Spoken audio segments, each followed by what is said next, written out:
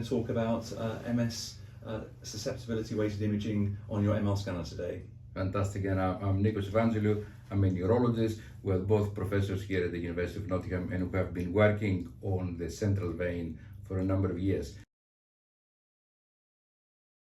One of the problems that we're facing is that people are not using the central vein because they're saying they are not getting the right sequences.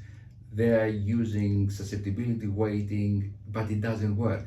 So I wanted Paul to explain, does it matter which scanner do you have? Which susceptibility weighted imaging do you have? There's a big problem with the term susceptibility weighted imaging because it's been around for a number of years and it historically means something slightly different to what we talk about when we talk about multiple sclerosis MRI scans. So susceptibility weighted imaging typically means a T2 star weighted scan which has been acquired for 20 or 30 years on MR scanners.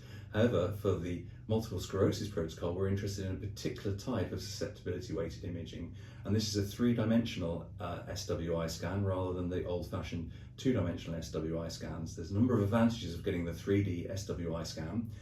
So as you'll know, the 3D scan is acquired as a block of images, a 3D block, and this can be sliced either axially, sagittally or coronally or any other angle in between.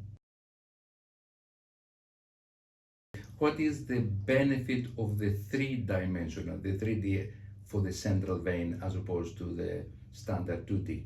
So for the central vein, we're looking for very small structures. The central vein is of the size of a pixel, and we want to make sure that we've got very thin slices. And the way to get thin slices on an MR scanner is to do a 3D acquisition rather than a 2D acquisition. With a 2D acquisition, we have thick slices, and that blurs out the central vein unless you're very lucky.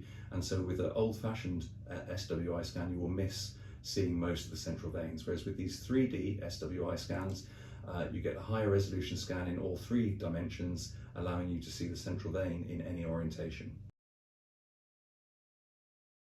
The other problem that people are asking me said, oh, I have this type of scanner, this different model of scanners.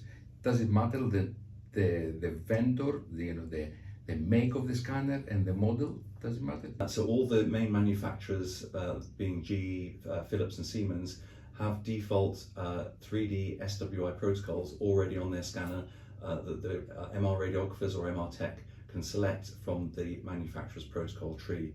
And we've made some videos to show you how to do that on the three main manufacturers' scanners so that the MR radiographers or MR techs can find the default standardized three-dimensional SWI on their scanner and use that for the part of their MS protocol for the central vein evaluation.